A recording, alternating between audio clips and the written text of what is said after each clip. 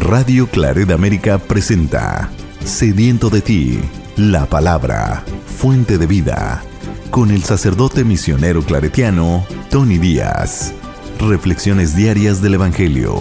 Aquí iniciamos.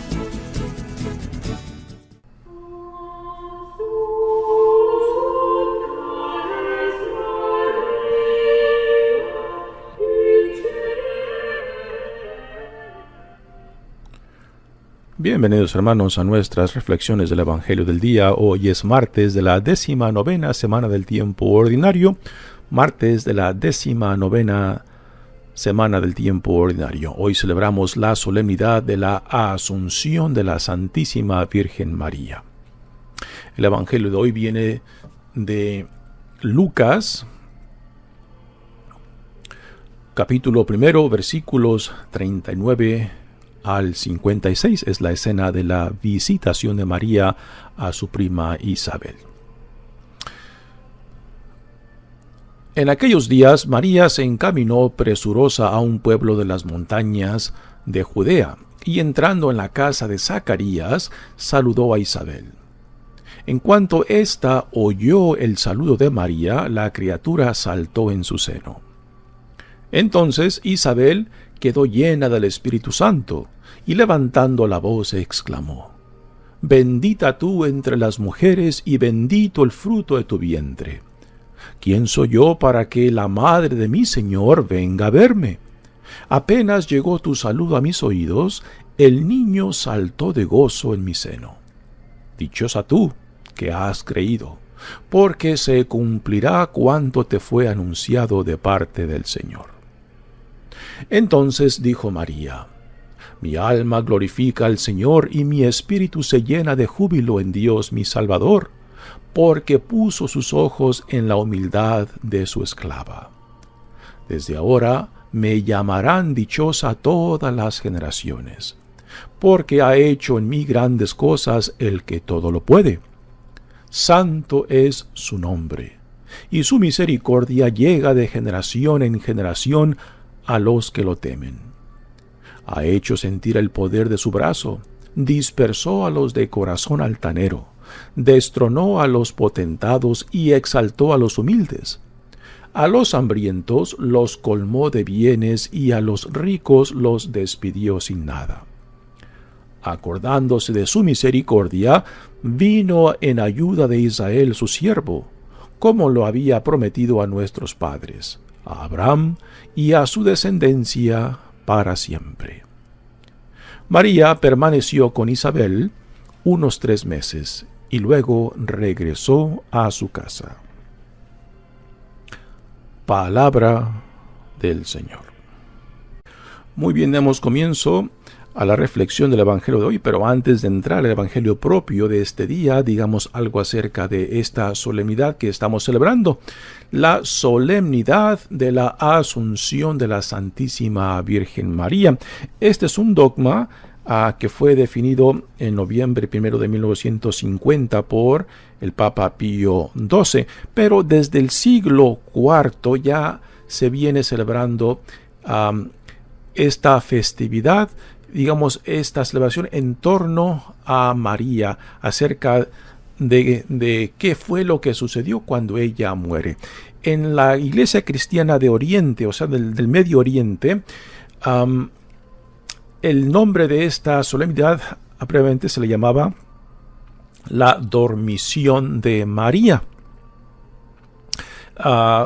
Es una forma de hablar de la muerte indirectamente. Viene siendo en cierta manera un eufemismo, una forma simbólica de este tema que es un tabú para nosotros en muchas culturas, porque es un tema que a veces nos provoca miedo, pues utilizamos esta forma de eufemismo para hablar de la muerte no directamente. Por ejemplo, hoy en día también decimos cuando una gente muere se durmió en el Señor, ¿no? De que la persona no está muerta, sino porque es una persona cristiana, pues ha muerto en el Señor, que la muerte no es el fin de la vida se transforma, pero no se acaba en la muerte. Esto es lo que se nos da por medio de la resurrección, la victoria de la resurrección por medio de Jesucristo nuestro Señor. Así que antiguamente en la Iglesia Cristiana de Oriente se le llamaba esta fiesta la dormición de María, que ella no sufre la corrupción de su cuerpo en la muerte, puesto que María fue engendrada por intervención divina y no por decisión humana.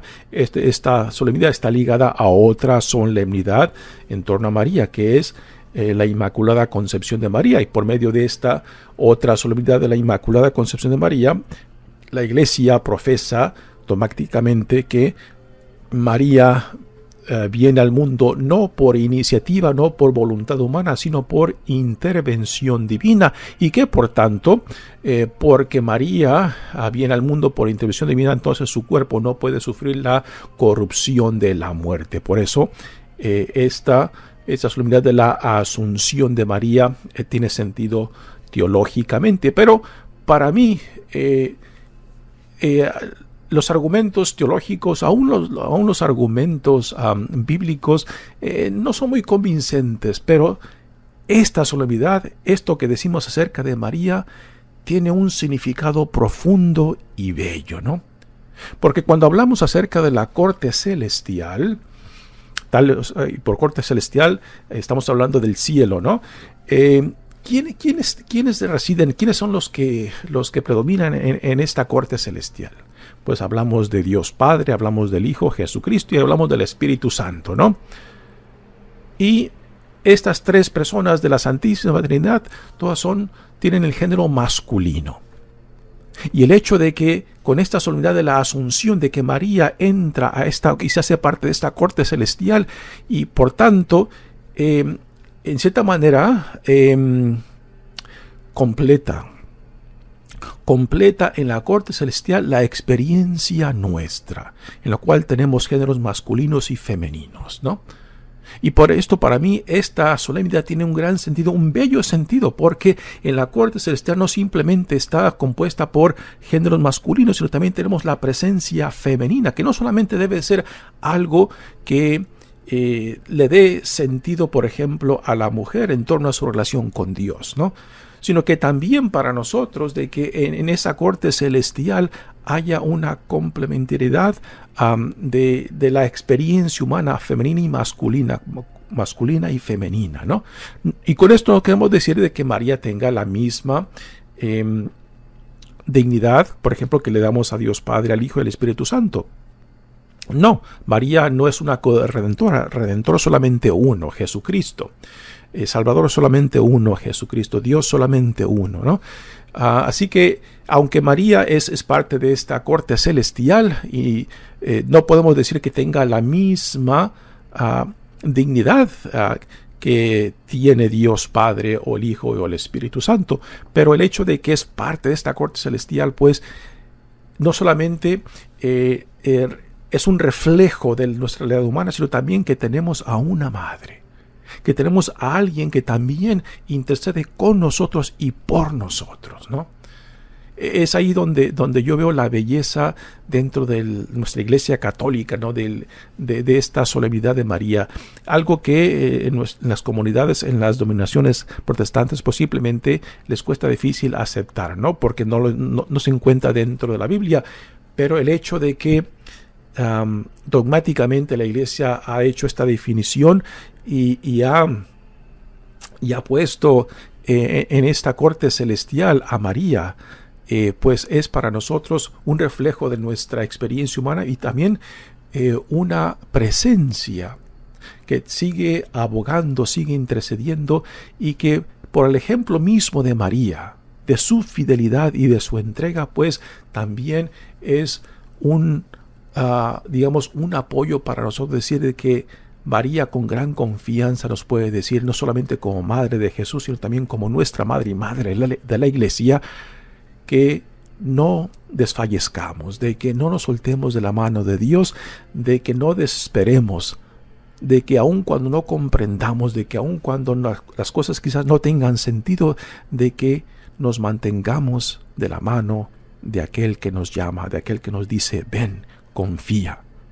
Y esto es lo que precisamente María nos deja en su discipulado, porque es en su discipulado, en su sí, en su confianza a Dios Padre, donde reside la gloria de María. Muy bien, el evangelio que tenemos para hoy es el evangelio de la visitación de María a su prima Isabel.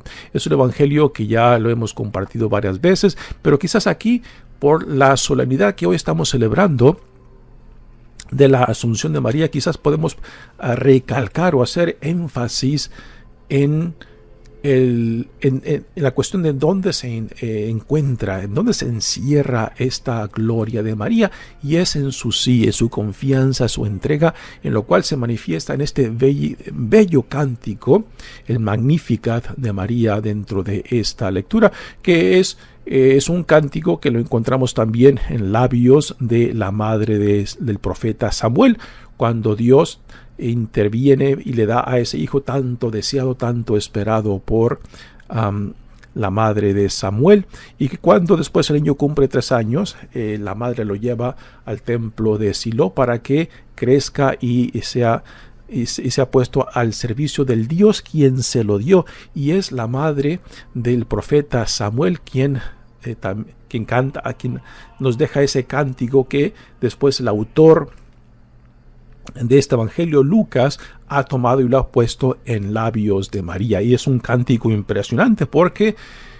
pone estas palabras en cierta manera revolucionarias en labios de María, una jovencita, podemos decir que quizás tenía unos 14, 15 años máximos, y que cuando el evangelista Lucas pone estas palabras en la boca de esta jovencita, el cual pone las expectativas y estructuras del mundo boca abajo, es impresionante que el evangelista Lucas haya puesto estas palabras revolucionarias en manos de una jovencita, cuando dice: mi alma glorifica al Señor y mi espíritu se llena de júbilo en Dios mi Salvador, porque puso sus ojos en la humildad de su esclava. Aquí el sentido de llamado, el sentido de humildad de María al reconocer de que Dios la llamó, Dios la escogió, ¿no? Y que no fue voluntad de ella. Aquí tenemos el sentido de voluntad de todos nosotros, no solamente a los curas y monjas, sino a todo cristiano, puesto que la fe no es un privilegio, es un llamado que todos recibimos, ¿no? Y que a últimas tenemos que hacer nuestro, tenemos que apropiarnos de este llamado que Dios nos da. Y es aquí donde María manifiesta su propio llamado, porque puso sus ojos en la humildad de su esclava. Desde ahora me llamarán dichosa todas las generaciones, porque ha hecho en mí grandes cosas el que todo lo puede. Profesar y decir estas palabras del Dios que todo lo puede es impresionante, porque en los momentos difíciles, en los momentos amargos de la vida, es muy difícil repetir estas palabras, pero solamente cuando uno se confía en aquel que nos ha llamado, aun cuando no entendemos, no comprendamos las cosas, pues es ahí donde quizás la fe que profesamos es lo más puro, donde nos agarramos solamente de aquel que nos ha llamado, de aquel que me dice: ven, que yo te proveeré lo que tú necesitarás, no solamente para serle fiel, sino también para producir frutos para la gloria de aquel que nos llama. Y este es el caso de María. Por eso María tiene este lugar privilegiado dentro de la iglesia, porque por su sí, por su entrega, por su confianza, pasa a ser de la madre de Jesús a ser la madre de la iglesia. Y es su discipulado y es su sí, porque en ella podemos ver el reflejo de lo que significa aceptar ese llamado y seguir repitiendo ese sí en todas circunstancias. En momentos bonitos y bellos todo el mundo ama y quiere a Dios. En los momentos de tribulación es ahí donde se prueba quiénes son verdaderamente los hijos e hijas de Dios. Y esto es lo que María por excelencia nos deja en su propia vida. Por eso tiene este lugar privilegiado, María, para nosotros. Imaginar y contemplar que ella es parte de esta corte celestial, ¿no? Y que ahí intercede por la iglesia, intercede por nosotros como una madre que quiere que lleguemos también a la plenitud de la vida para la cual hemos sido creados. Y después vienen estas palabras impresionantes. Ha hecho sentir el poder de su brazo, dispersó a los de corazón altanero, destronó a los potentados y exaltó a los humildes. Aquí pone de cabeza las estructuras del mundo, ¿no? Y pensar que el evangelista pone esas palabras en boca de una jovencita, ¿no? Es impresionante. Acordándose de su misericordia, vino en ayuda de Israel, su siervo, como lo había prometido. ¿Okay? Aquí la conexión con Abraham, la conexión con los profetas, la conexión con la promesa que Dios hizo desde el principio, que Él llevaría a plenitud, a cumplimiento, su plan de salvación, del cual ahora somos parte. Mi nombre es Padre Tony Díaz, misionero claretiano. Que Dios los bendiga. Radio Claret América presentó Sediento de ti, la palabra. Fuente de vida. Sus comentarios son importantes. Contáctenos en radioclaretamerica@gmail.com.